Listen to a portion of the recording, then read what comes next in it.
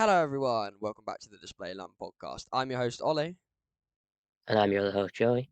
and today we'll be taking you through airshow news and events, air shows, and airshow announcements. So let's get cracking. So, first up, Joey with the news. So I think it was as we were recording the last episode, so it's not necessarily new news. It was like a week ago or so. A Turkish F-16 fighter jet crashed during a training exercise, unfortunately killing the pilot.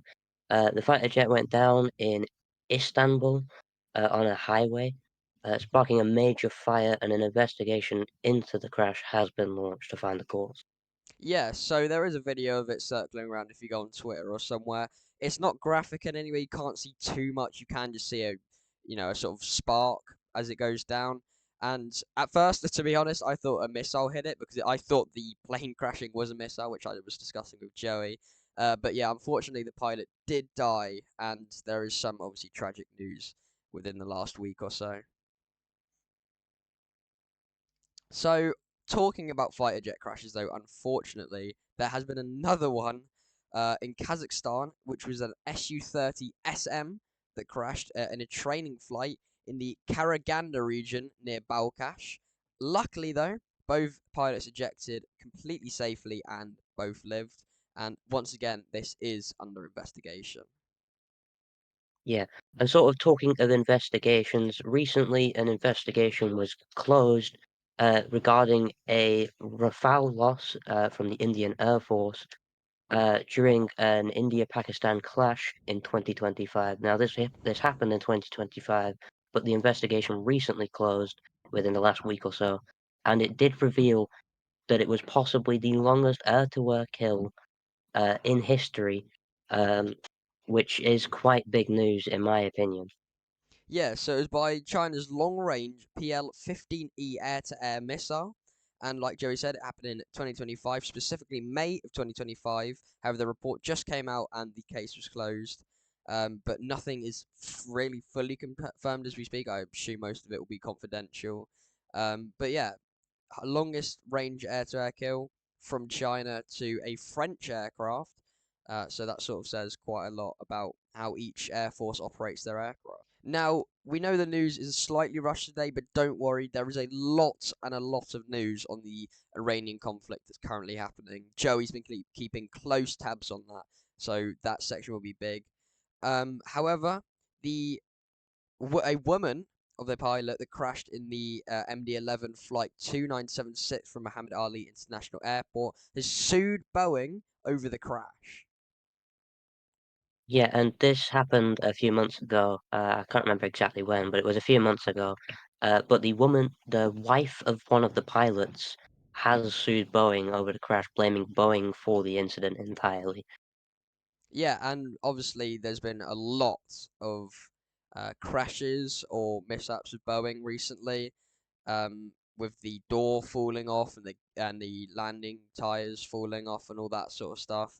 So she's decided that enough's enough, really, and that she's going to sue Boeing, and hopefully we can get a at least first report of the crash and understand why it happened. The engine fell off, if for those who don't know, and then it crashed very, very shortly after in a very big fire. Now, unfortunately, all pilots and co-pilots and all of that were lost in this crash. There is some very grueling footage out there of the plane crash. There is a guy in a house or a tractor or something, and he has like a dash cam that shows the plane streaking across in front of him. It's not something that I'd recommend searching up, but yeah, I think it's very well within her rights to be able to do this.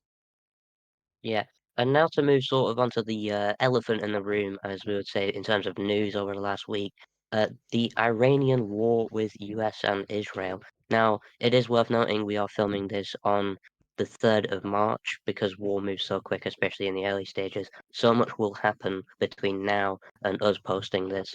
So this news is all up to date as of right now. There is quite a lot to cover. Uh, at the start of the last week or so, when we were actually filming the last one, a few more F-22s took off from America, and we didn't see it as we were doing the last episode, but they took off from America, landed in Lakenheath, and I believe have since moved more towards the Middle East, possibly in the same pace as the other 11 that took off. I'm unsure of the status of the one that turned around.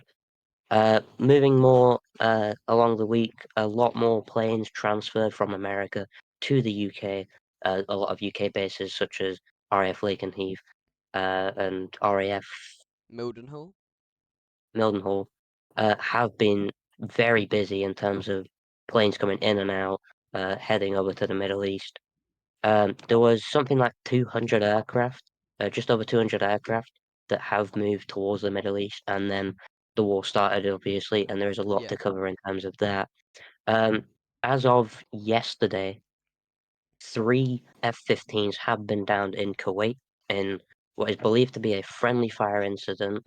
As far as I'm aware, all the pilots were okay. They were ejected safely and have since um, been sort of taken in by the people in Kuwait and assisted medically if they needed it. There was also a lot of drone strikes on air bases, mainly US air bases, although very recently, as in yesterday, at the time of recording this, the RAF was involved after a drone struck RAF Akrotiri in Cyprus. We've tried steering clear of being involved in this, but we sort of got dragged into it a little bit with this drone strike. It did hit the runway as far as everyone is aware. Obviously, they're not going to tell everyone what happened, but as we covered specifically last week, we do have the capability to take typhoons off from taxiways, so it didn't really affect our operations too much. We have since started deploying more around the area to just defend ourselves from any incoming drones. We have shot down a couple drones with Typhoons and F-35s. Um, I think we shot down around five just yesterday or today. We're getting quite involved in terms of defending from drones, which is quite interesting to keep tabs on because, well, this just doesn't really happen every day, does it? Um, and I did hear people saying yesterday on Twitter, which is where I keep an eye on all this stuff, that the Typhoon did get its first air-to-air jet kill. However, there is no actual official confirmation of this happening. Um, in terms of some other stuff that's happened, the US Air Force has done lots of strikes on Iranian aircraft, which include Su-22s, MiG-21s, F-4s, F-5s, and F-14s. A lot of these strikes around Iran were done by B-2s. I know that a few B-52s have gotten involved as well. But in terms of B2s, there was a 36-hour long flight to Iran to use 2,000-pound bombs and then come back, which is quite the long mission, although B2s are designed for long operations. So it's been a pretty busy week. I know Qatar got involved as well. They shot down two Su-24s and a couple drones as well. So obviously we'll have a lot more to cover next week as the war, as of right now, is less than a week old as far as I'm aware. Um, but by next week it will be a lot more um, stretched out. We'll have a lot more news to cover. Probably more than twice as much news as we've just covered now. So it'll be quite a long news segment next episode. Let us know if you want the episode to be dedicated to this. We can sort of talk a lot more in depth about the aircraft that are involved. We're not going to get into any of the politics because that's not what you're here for. We don't really want to get into the politics ourselves. But there is a lot of aviation news to cover, and it is quite interesting to listen and hear about these aircraft that have been going on for decades. You know, a lot of Cold War era aircraft getting involved. Um, some of them even carrying out their own missions successfully in the modern era and not getting shot down. I think it's just a testament to how good the engineering of those Cold War era aircraft is. Um, and obviously, the newer aircraft are getting involved as well with the F-35. The Typhoon is not as recent as some of the aircraft involved, but it's a fairly recent aircraft to get involved in this. There's a lot of drones. There was a Hermes 900, I believe, that was shot down over Iran by the Iranian Air Force, which is one of the first incidents of this, as far as I'm aware. But I mean, we don't really hear a lot. A lot of this is more classified, uh, like it will be with the entire rest of the war. I'm sure next week we'll have a lot to cover, but there'll be a lot that we won't even know. But I'm sure once reports and stuff come out, we will let you know. Just keeping up to date with all the stuff going on because there is a lot. Yeah, so obviously, if we break this down slightly, because I know there's a lot of information there, we know that there is at least 11 F-22s in the Middle East. Six did come over to Lakenheath, but we haven't seen any reports of them leaving. So they could still be there. They could be in the Middle East by now. So there's at least 11 in the Middle East and 7 at Lakenheath, because obviously the one returned back before. So there's sort of a split between the two at the moment.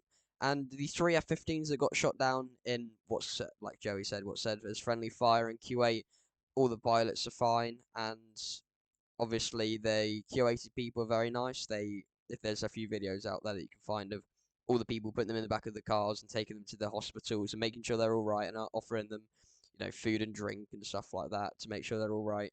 Because as Q8's getting droned and missiled and all that, they are very happy to see a lot of Americans come to their aid. Obviously, like I said, we're not getting too political with this, but I think Q8 and America have always had quite close connections, and it's always nice seeing that well, not of in person, but sort of on video and seeing this connection between the two sides. Yeah, And the typhoons as well that could take off the taxiway, like Joey mentioned. It's good to see that they can take off the taxiway if needed. But from what we're hearing, the drone strike did very, very minimal damage to the runway, so it should still be fully operational, hopefully. But like Joey said, once again, it's very classified information. It's not something that us as the public are really going to get to see or hear about. But luckily now we are deploying some naval vessels and some air defense systems over, so the Typhoons don't have to shoot down all the drones. Um, yeah. the We've also just deployed two Wildcats that are currently en route to RAF Akrotiri to shoot down the drones as well, which is quite a rare deployment. We've obviously we're not at war a lot.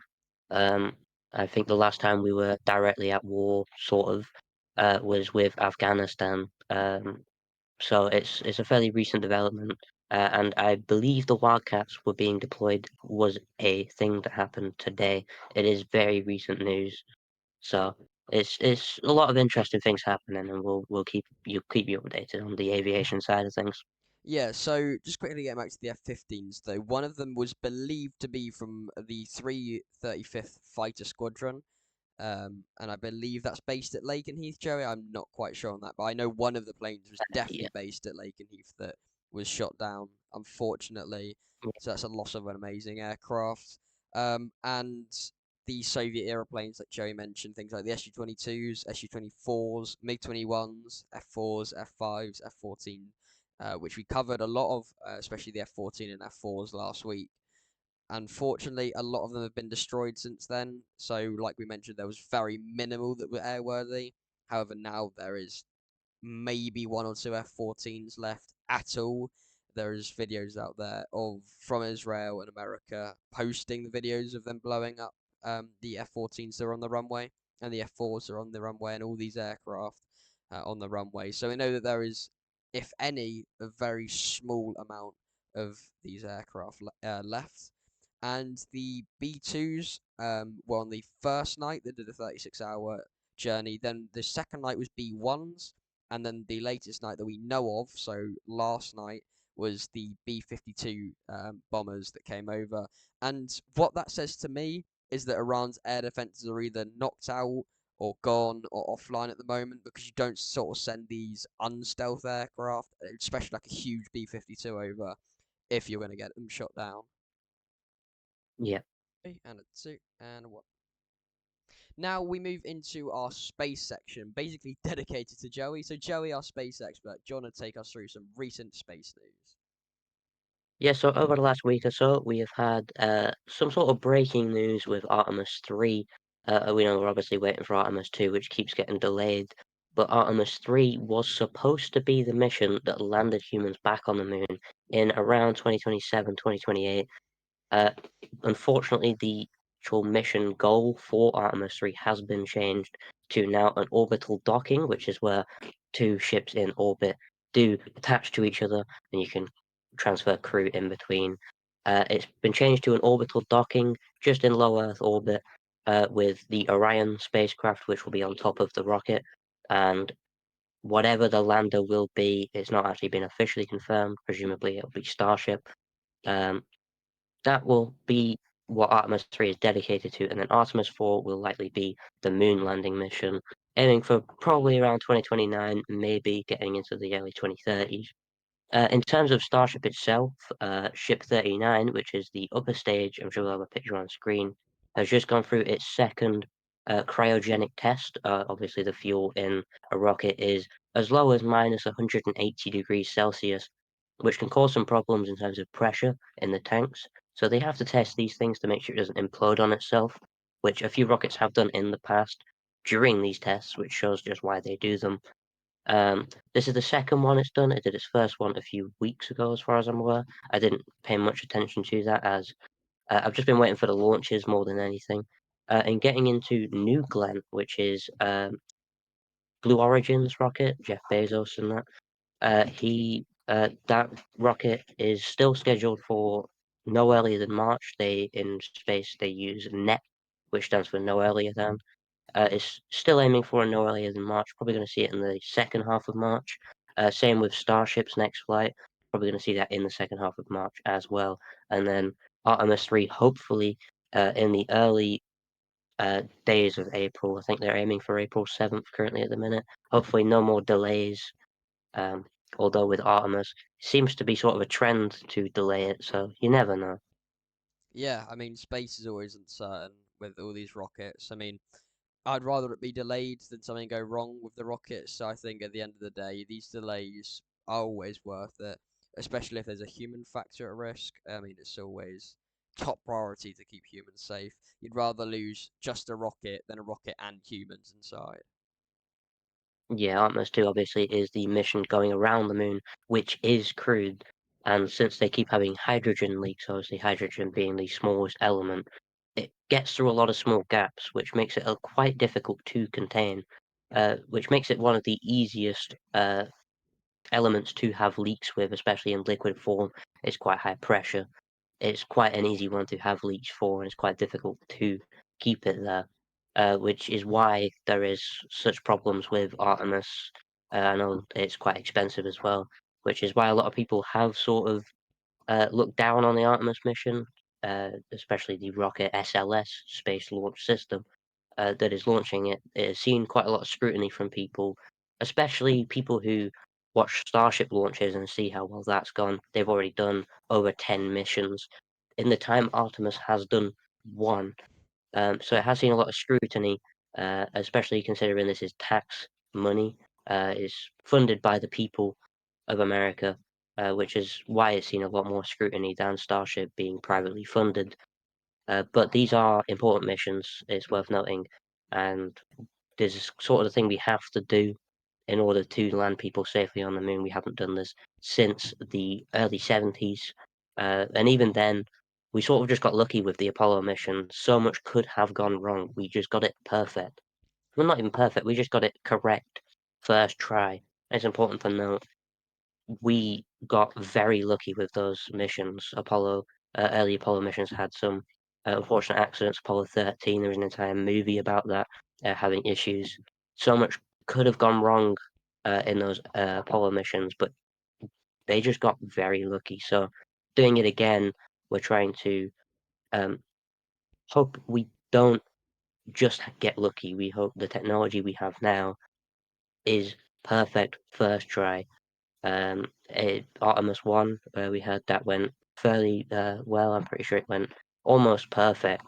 So they're trying to do that with this Artemis 2, and if there is a hydrogen leak, that is not perfect. It's could be a problem for the crew. So it's something they have to keep an eye on. They have to do it safely. I know a lot of people are quite annoyed at the amount of delays, but this is a crewed mission. We're going further than we have since the Apollo days. We just have to make sure we're safe, and unfortunately, that means delays over and over again until it is safe.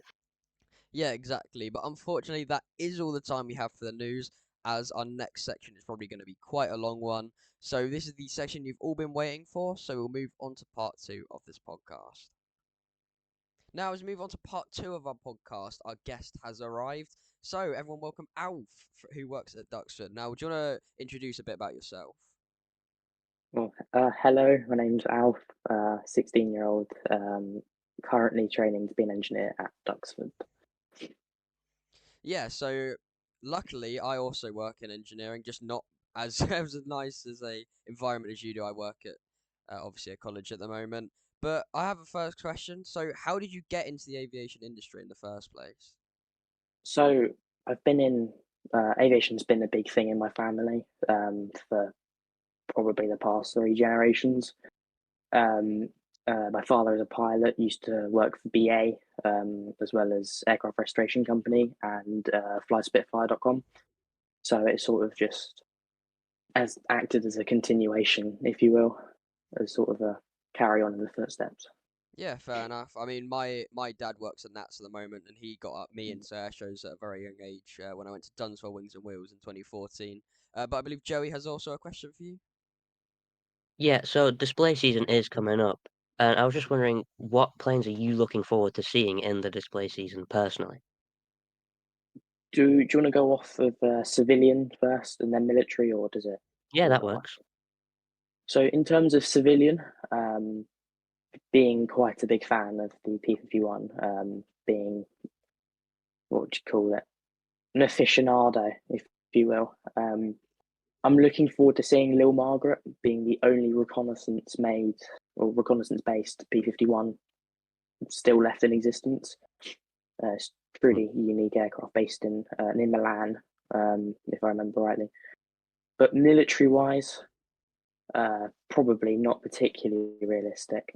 But if I had to pick anything, I'd like to see a static Saudi F-15 at Royal Mm. International Aircraft, because we saw one in 2024, and it's always good to see another one, as well as them being on consideration list for this Yeah. So, season. sort of on the topic of air shows and stuff, what is your personal favorite air show? My favourite air show is probably Shuttleworth Festival of Flight. It's a 2 day air show celebrating, obviously, the celebrating flight, going from the Edwardian era, so 1909, 1910, all the way up to fast jets like the Eurofighter and the F-35. So it's a broad and diverse air show with an amazing atmosphere and display line. It's Yeah, always it's a Mm. really sort good of one to put yeah, on your it's sort of like calendar. Sywell that happened in 2024. That was always a good show. That was loads of Spitfires, Mustangs, but we did also have an appearance from the F-35, based at I believe RAF Marham, RAF Lakenheath. I can't remember if it was the RAF or US Air Force. But yeah, I've been to Shuttleworth once. I did the drive-in air show in 2020. That was quite an amazing air show, considering that it was during the COVID pandemic. So, what do you think your favourite plane from Shuttleworth has to be? In terms of aircraft that are based there, probably the de Havilland Comet, the 1930s racer, because it's just so unique and it broke an abundance of world records and it was just so advanced for its time. Probably have to go with that. Yeah, we'll probably put a picture of that up on the screen right now. It is a very beautiful Yeah. aircraft. I personally haven't seen it. I don't know if you have, Joey, but it's something that I really, really want to see. And I really want to go back to Shuttleworth because their lineup this year looks amazing, to be honest. Yeah, I don't think I've Yeah. seen it personally, but I think I've seen a lot of pictures and videos of it. There's a really nice thing about the aircraft, is it has quite a nice whistle when it does a flyby. Yeah. It's a very distinct noise for the aircraft, but also there's little to no visibility, so it's always quite a challenge for pilots, which is why it's one of their favourites to fly.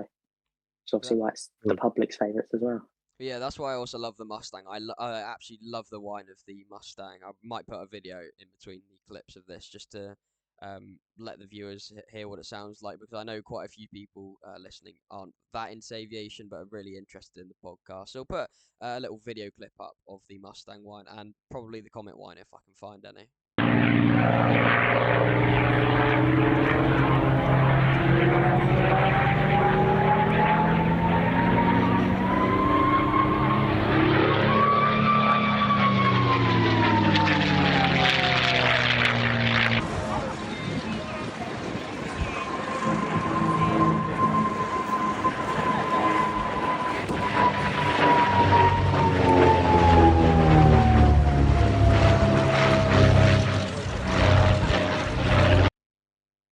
Yeah, and also you mentioned that you want to see the P-51. That's what you're most looking forward to on the more civilian side. Why do you like the P-51 Mustang the most? The B-51 is what sparked my passion for aviation back in 2012 at the Boston Air Museum Open Day. They had obviously being a P-51 base back from the Second World War from the 331st Fighter Group. They had an example of a Mustang, not from that squadron, but performed a display um, of what's it called? Showed off the whistle and all the fast and versatile maneuverability that the aircraft has, as well as how Mm. graceful it is. And it's just instantly dawned on me that this is a really nice aircraft. So Yeah. it's just stuck with me. Yeah, from videos I've seen, it is quite an incredible aircraft, and you will probably know more about it than me and Ollie do combined. So would you like to take us through some stats and a little bit about the aircraft? I mean, the big thing is that the P-51B through D models and onwards were powered by the Packard version of the Rolls-Royce Merlin. The Merlin 60 series of Packard, it was the V1650, producing about 1700 horsepower with a two-stage supercharger, which is essentially two.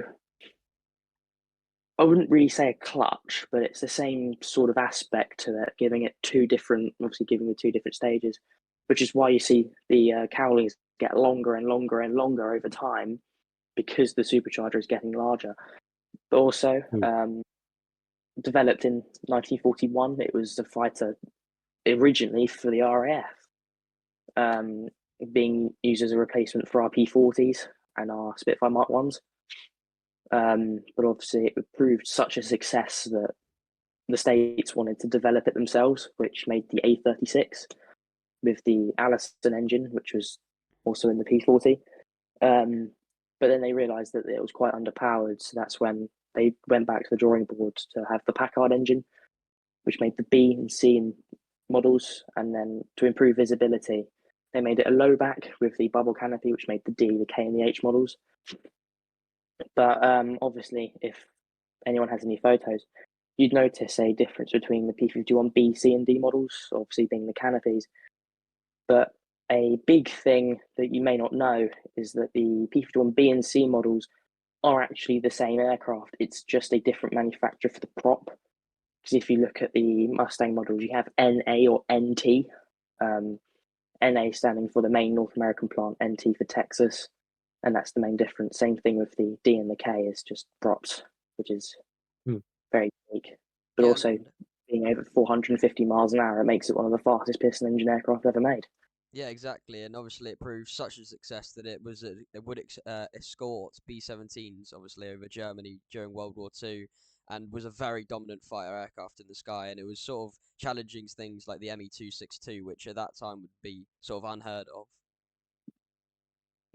Yeah, and it's quite a large feat in engineering from just what 40 years prior flight was being discovered, and then at that point that even though jets were being developed, there were still piston engine aircraft that were still able to outperform something which was even more advanced than the Mustang was back in 1944, 1945. Yeah, exactly, and that's why the Mustang is such an incredible aircraft, and I think all aviation fans, including myself and Joey, love the aircraft. And it was so nice to see. I think there was about three or four of them at Sywell when I went there. There's always a few going to Midlands and a few going to Little Granston, like Maranell that did a little escort with the B-17 last year before Yep. doing a solo display, and all these Mustangs are just such beautiful aircraft, and all the liveries on them are probably some of the best liveries that I've ever seen. So Alf, do you know how many Mustangs are currently sort of based in the UK or at Duxford? At Duxford at the moment, there is currently one airworthy example being Tool in the Saddle, which is based at Aircraft Restoration Company, which you can get flights in for around £2,500. But in the UK at the moment, there's around six. There should be eight complete examples by the end of the season, which is quite a large number, really. I mean, nothing compared to 50 odd Spitfires. But then if we went on a wider perspective across the world, you're looking at around 150 to 160 airworthy examples, with around 120 of them in America alone. Yeah, and the aircraft I think is also so special that, Tom Cruise owns one that was featured in the Top Gun Maverick movie. I know last week we were talking about the original movie, but the end cut scene that he did take a flight in his personal Mustang. And I think that if celebrities are buying this aircraft, then it has to be special. Oh yeah, it's definitely a truly special and unique aircraft, but also they're so easy to work on because as there's so many, there's lots of parts available for the aircraft, which just makes them a lot nicer of an investment to buy if you're into aviation and if your pocket's deep enough. Well, yeah, obviously Yeah. speaking of sort of maintaining it, is there any maintenance on it that, regularly breaks down? Is there anything in the engine that usually breaks down, or is it literally very easy and very efficient aircraft? There's it is a very efficient aircraft, but obviously not everything is perfect. The Mustang does have quite a few issues, which I can show with the model here. Apologies if it's not in frame because I cannot really see myself. But if you see these clamshells here by the undercarriage, there's a pull handle next to the fuel selector in the cockpit. And if that handle isn't pulled, it doesn't relieve the hydraulic pressure, which doesn't drop the clamshells. So every time you see one with the clamshells up, if it's on the ground, you can pull the undercarriage up.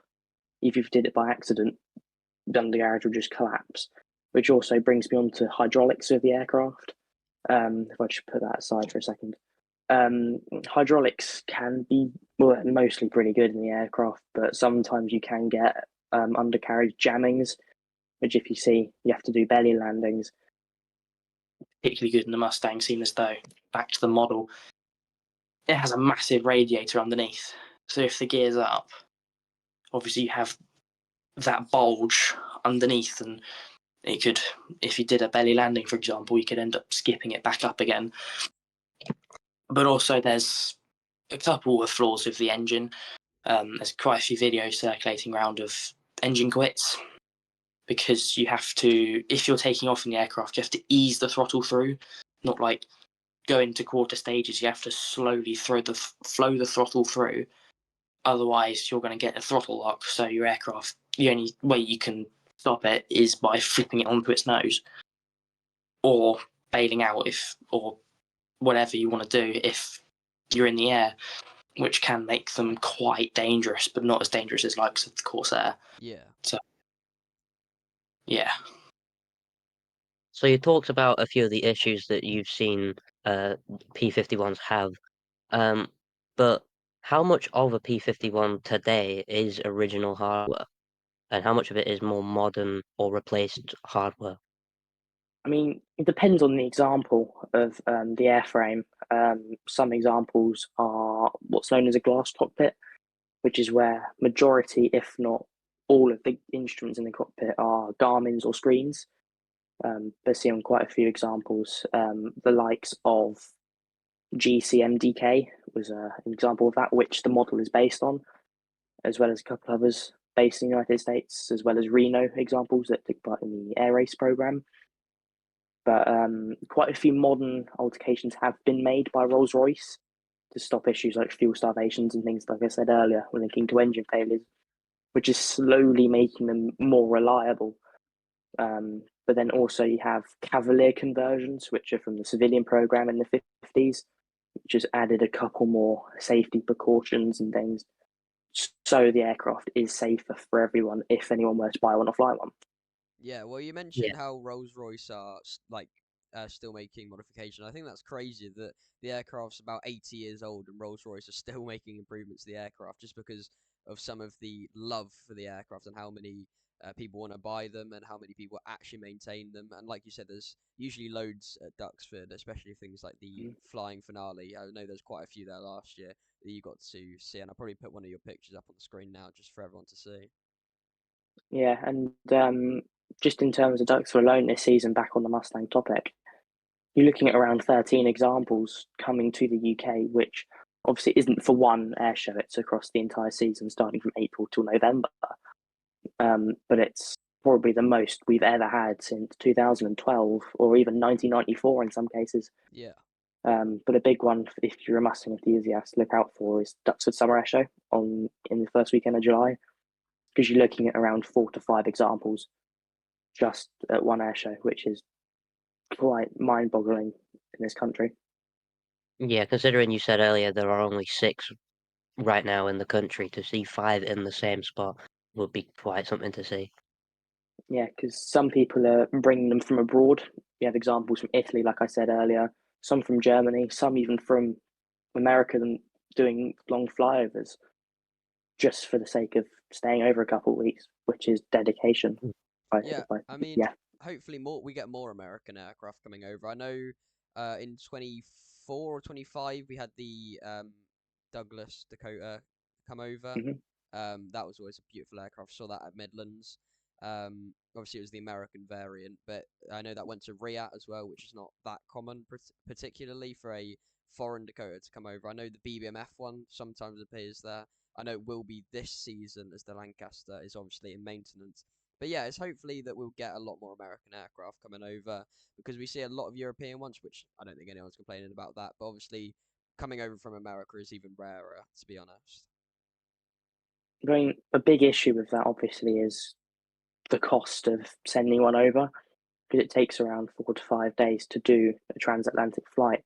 But then also you have some avionics which are compatible in America but not compatible over here. Yeah. And a big example of that is pitot tubes and magnetos. So obviously over here you can get corrosion on them quite easily, and the magnetos have a shorter expiry date over here than they do in America. But then also you have other instruments which will have different regulations, which makes it a bit more of a faff. Yeah, and the Red Hour is obviously going over to America. I'm not fully sure if that's 100% confirmed, but it's very likely they are. And it obviously they made a sort of video or program about how hard it is to get over there. So if it's hard for them to go over there as a jet team, then it's going to be even harder for the Mustangs to get over as a very old just piston engine aircraft. Yeah, I mean they are. It is done relatively often, as that it was made for long range flights. But then you have in the places like Greenland and Iceland, which are quite Baltic conditions, which makes it quite difficult for something of that size and of that age to perform well, causing excessive performance, which can lead to a couple more airframe faults over time, making maintenance a bit more frequent. So leading into your family connections, or leading back to your family connection, should I say? You mentioned like your granddad and your dad, and that sort of those sort of people. So tell us through what your granddad did. So my great grandfather was an engineer in the Royal Air Force from 1942 to 1946. He was based predominantly in India and Burma under SEAC, which is the Southeast Asia Command. Obviously, being an engineer, initially in 115 Squadron, which was a Blenheim Squadron based in England, which soon became a both maintenance and Blenheim Squadron, like it used to be, but based across SEAC, mainly in Burma.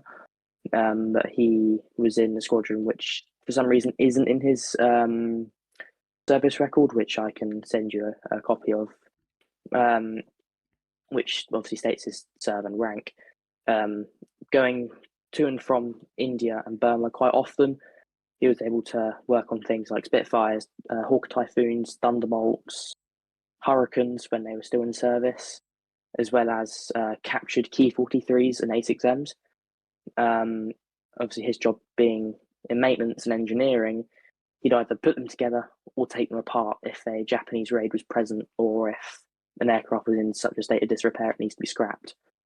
So, obviously, bringing the Spitfire into that, the aircraft was initially constructed towards the end of 1944 to early 1945 in England, before being transported over via boat to, I believe it was India or Pakistan. It was no, yeah, India or Pakistan, one of those sides, which my great grandfather was in.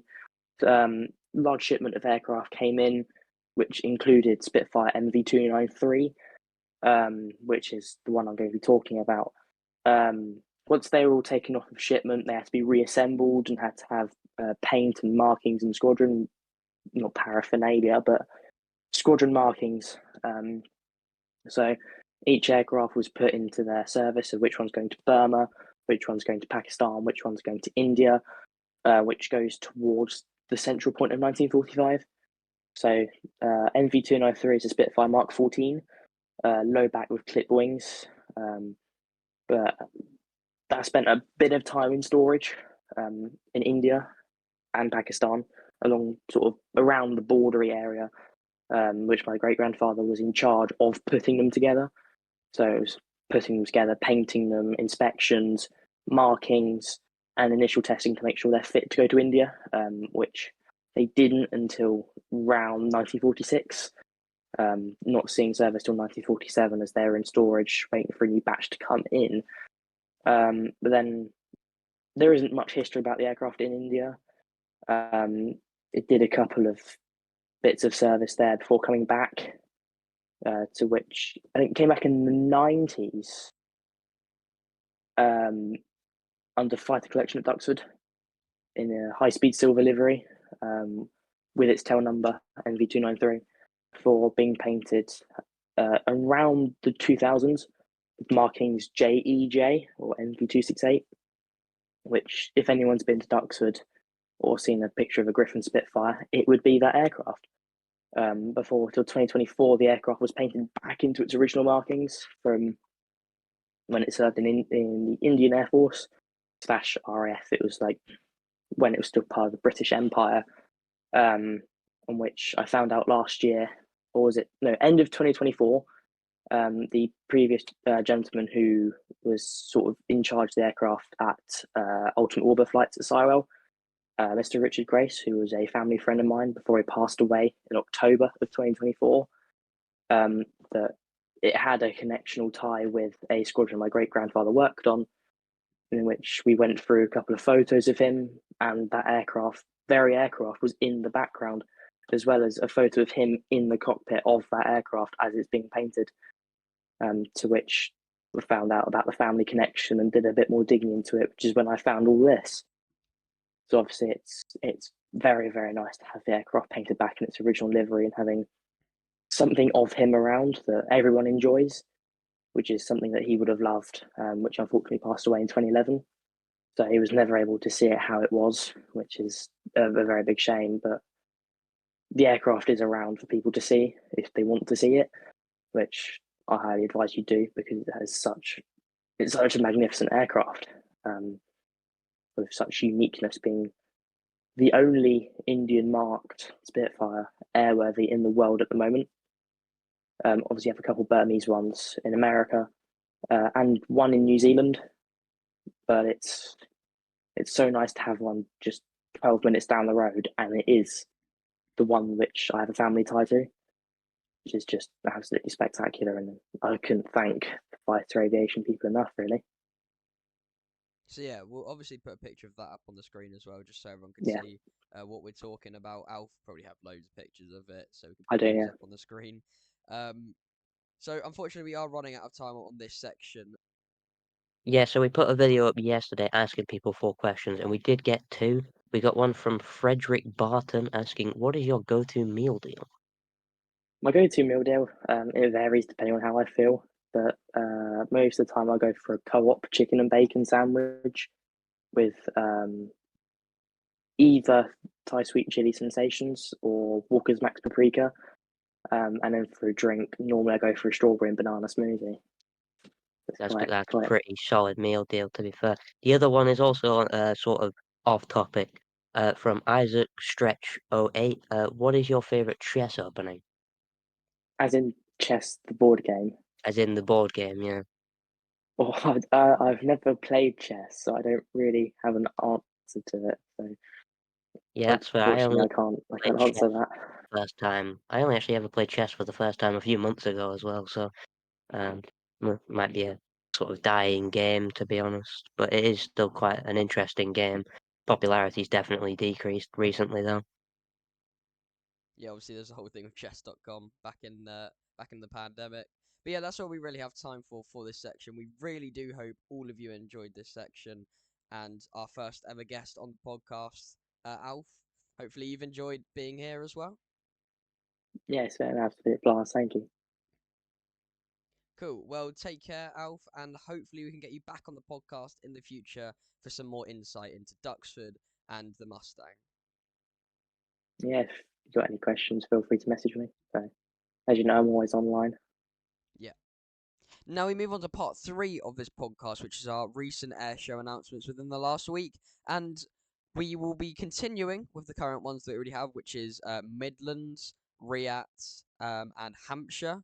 However, we will be doing other ones. So we have been requested to do things like Shuttleworth and Duxford when those all start coming out. So we will be adding some gradually, but we only really want this podcast to be an hour long maximum. That's sort of our goal. So we don't really want to be doing too many a week. So maybe one week we might start doing um, Shuttleworth and Duxford. The next week we do Midlands and Riat, something like that. Or maybe we'll have Riat every week. But that's just the sum of what's to come. So our first aircraft announcement comes from Hampshire Air Festival with the Gazelle Squadron display team. Yeah, so this squadron was established in 2014. They perform as 4 aircraft, however, sometimes they use 1 to 3 for their displays, like Hampshire Air Festival, where they will be only using 2. The team consists of 24 volunteers, all civilian volunteers, but a lot of them tend to be ex-military, who have a lot of them have served with the Army Air Corps Eagles and the Royal Navy Sharks display teams. Uh, they were initially based at a private airfield near Hurstbourne Tarrant in Hampshire, but in 2020 they moved to a site near Wantage in Oxfordshire, and they use the Gazelles, which Ollie will tell you a little bit more about. Yeah, so the Gazelle is a very classic and somewhat legendary light utility helicopter. It's incredibly fast, which we'll get to in a minute. It's a 5 seat utility and attack helicopter, originally designed in France by Sud Aviation, which later became Aerospatiale. So if you watch the little promo video we put up on Instagram, this is the aircraft we are talking about. So hopefully you guys could recognize it from that video.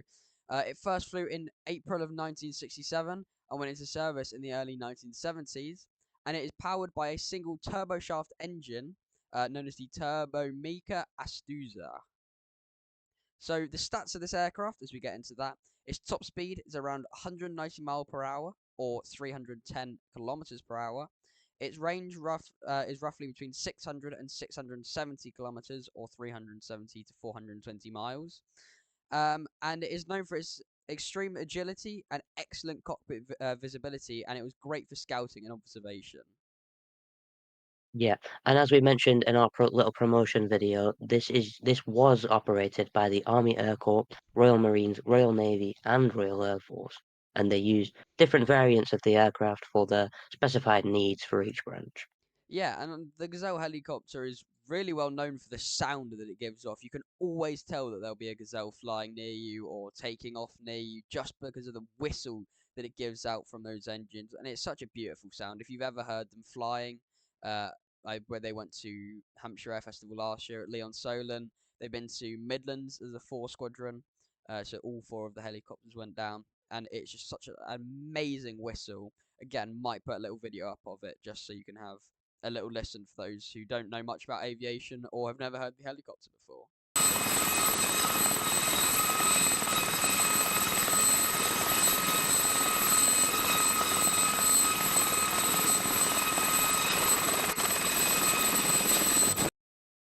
Yeah, and I will hopefully see it for the first time ever, because I have personally never seen these displayed before at Midlands, which I am now confirmed to be going to. So that'll be my first time ever at Midlands, and my first time seeing the Gazelle Squadron as well. Yeah, and it's such an amazing display. It's crazy what you can do with 4 helicopters. I think that's the most helicopters I've ever seen display together before. Obviously, I've seen the Sea King last year that was there, and I've seen various other helicopter displays like the Apache at Dunsfold Wings and Wheels previously, but that was a 2 ship at maximum. So seeing 4 helicopters, which you can sometimes see, obviously in Midland's case it's only 2. It's just such an amazing, incredible display, especially when they do the break, when they split off into groups of 2 and then do all the passes. It's such a great photo opportunity as well. As we move on to our next announcement, which is the Spartan Executive, Joey has quite a few facts about this. I also have quite a few facts once again. So he'll talk you through the aircraft and I'll talk you through the stats. So this specific aircraft was brought over to France from its former US base by Sebastian Skippy Mazzachetti. Uh, an Air France pilot with more than 6,000 hours in his logbook. Um, the Spartan 7W Executive N47W is a very attractive addition to the continental vintage aircraft scene. Um, Skippy was a co-owner. He may still be a co-owner. I'm not 100% sure. It's kind of hard to find a lot of information on this team in great detail. Was a co-owner and may still be a co-owner of the and display pilot of the plain sailing Duxford-based PPY Catalina since 2010. And in 2017, he went to America to look at a Spartan 7W and knew right then and there that that was the aircraft for him. And now does displays around the UK, including at Midlands. And as for the stats, Ollie will take you a little bit through about the stats. Yeah, so just quickly adding on to Joey's point, there are a few Spartan executives in the UK that usually fly at Little Grandson. I'll put a picture of the two up on the screen now from my Instagram. It's quite hard to see. You'll see what I mean, as you can probably see the picture on the screen right now. But there are two there. Those are two completely different Spartans to the one that will be displaying at Midlands. So as Joey said, it's called Skippy. I'm not quite sure what these ones are called. I just know that they're a Little Grandson. I just took some pictures of them. But yeah, the stats of this aircraft. It has a crew of one. However, it can hold up to 3 or 4 passengers as well. It has a length of 8.7 meters, a wingspan of 12.2 meters, and a height of 2.6 meters. So it's quite a small, nimble plane. It's a very nice sounding plane as well. You should probably go to Little Grandson or even Midlands to hear the absolute roar of this plane as it goes by. It's quite distinctive, to be honest, just like the Gazelle last time. Its empty weight is 1,450 kilograms, and its max takeoff weight is only 2,040.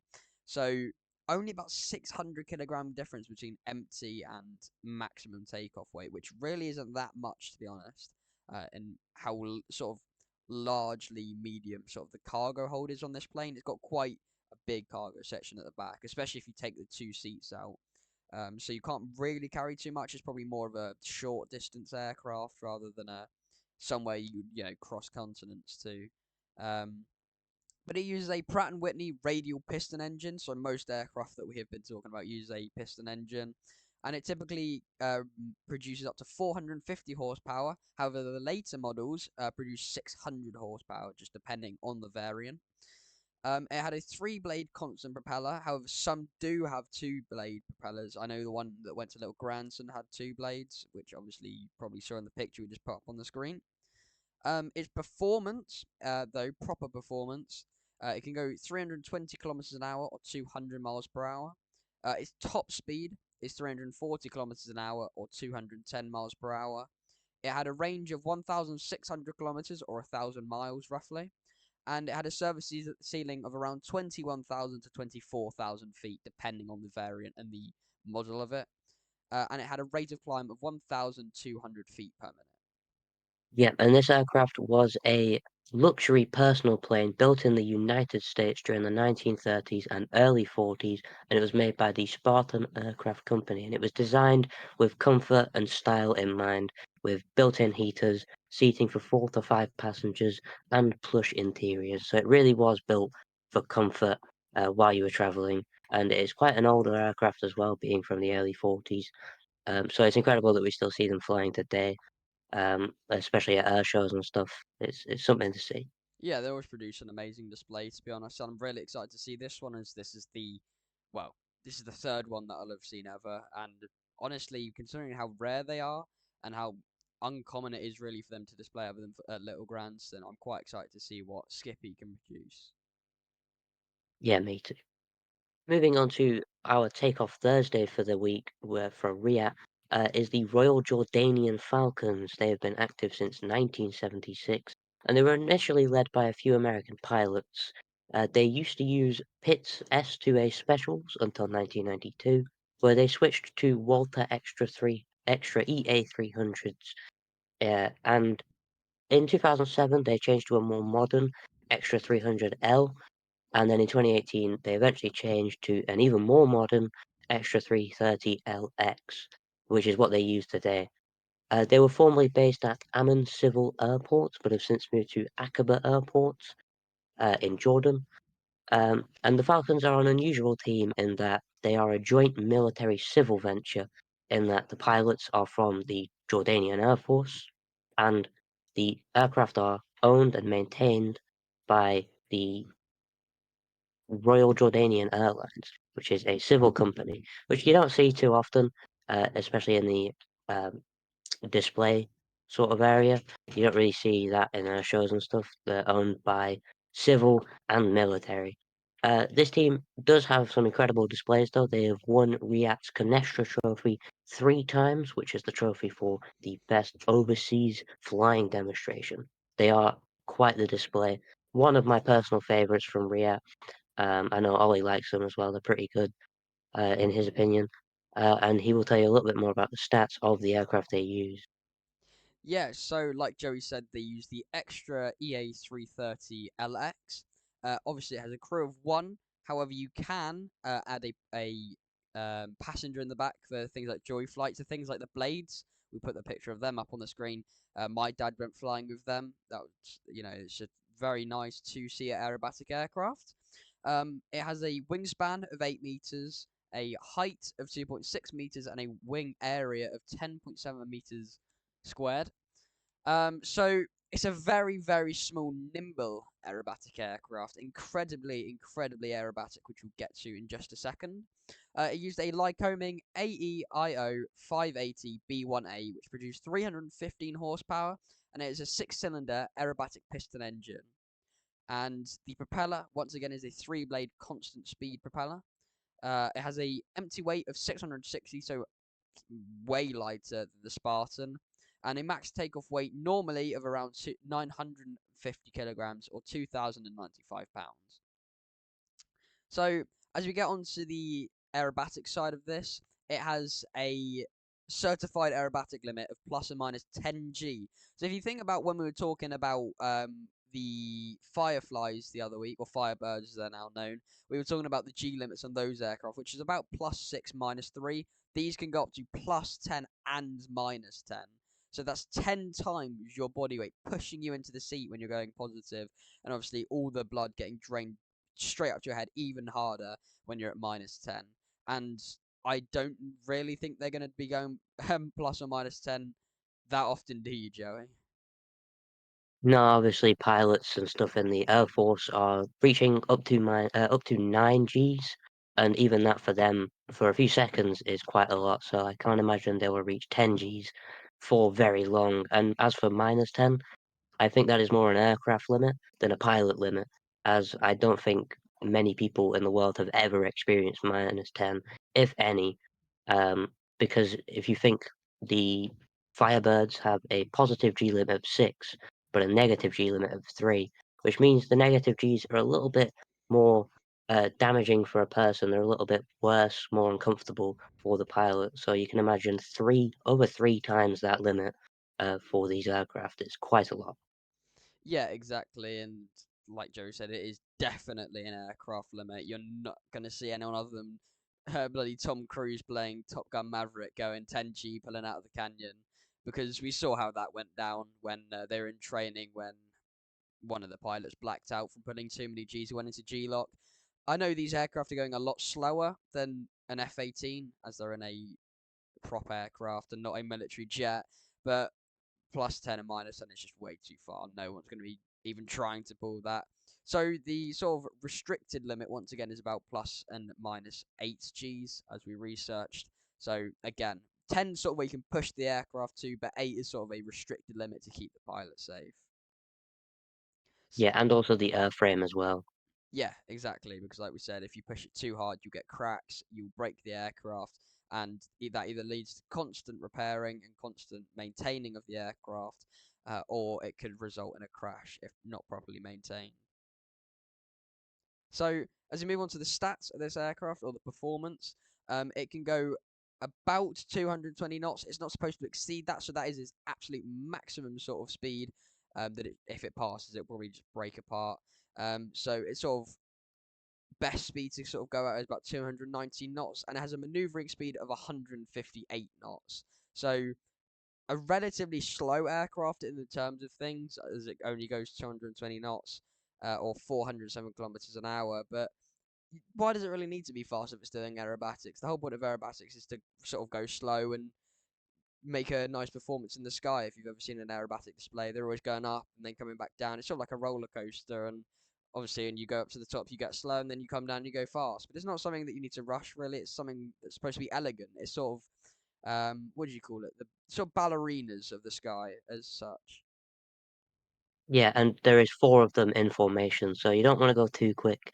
You wanna keep it at a relatively normal speed, relative in terms of aircraft, you're still going hundreds of miles an hour, but in terms of aircraft, you're going relatively, slowish speed for a formation, which just helps you keep a bit more stable, especially if you're in slightly windy conditions. You don't wanna be going through the air too quick and encountering even more gusts or any turbulence. Yeah, exactly. And because this is such a light aircraft, if you get back onto the stats, it has a stall speed of about 55 knots. So that's incredibly slow. That's something that, a helicopter would probably travel at. It's not something very quick. And that's what makes it such an amazing aircraft because it can just hover by the prop, basically completely fine at some points, depending on its weight. I don't know if you've ever seen it, but can hold it for a few seconds before stalling, then coming back down. And it's just an amazing aerobatic aircraft, and that's why so many teams will use them nowadays. You'll see so many teams with the extra 300, extra 330. Like we mentioned, the Global All Stars before, they use 4 extra 300s and extra 330s sort of combined together. You can sort of tell the difference as some have 4 props and some have 3. But yeah, it's just a crazy, crazy aircraft. And I kind of miss the Blades, speaking of which, because they were such an amazing team. My family had quite close relations with all of them, especially as Mike Ling. He went in, and my dad flew with Kirsty Murphy, an extra, the only woman Red Arrows pilot, I believe, and definitely the first. And that was just crazy. We have some pictures. I might try and get a picture of the collage that my mum has of him in the office. But it has a fuel and range of 189 liters or 49.9 US gallons.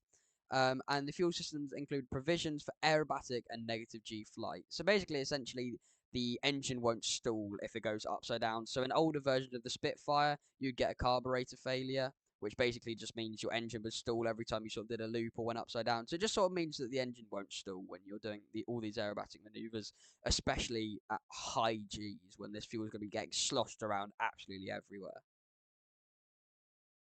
Now, unfortunately, that is all that we have time for. This is, I believe, going to be a very long one to edit, especially as we had our 30-minute interview with Alf and we had the news, which was quite, well, with the Iranian war. There'll be a lot more to cover next week, so trust me, you want to stay tuned for that.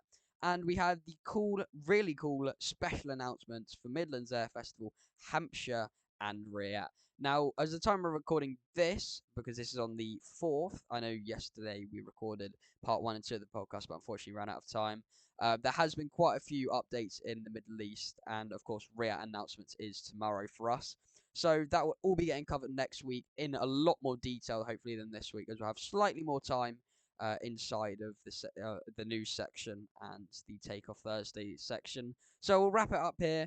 We hope you have all enjoyed. Make sure you check out the link tree for the merch that we will have here, especially if we have new merch here. And Joe, is there anything you want to say?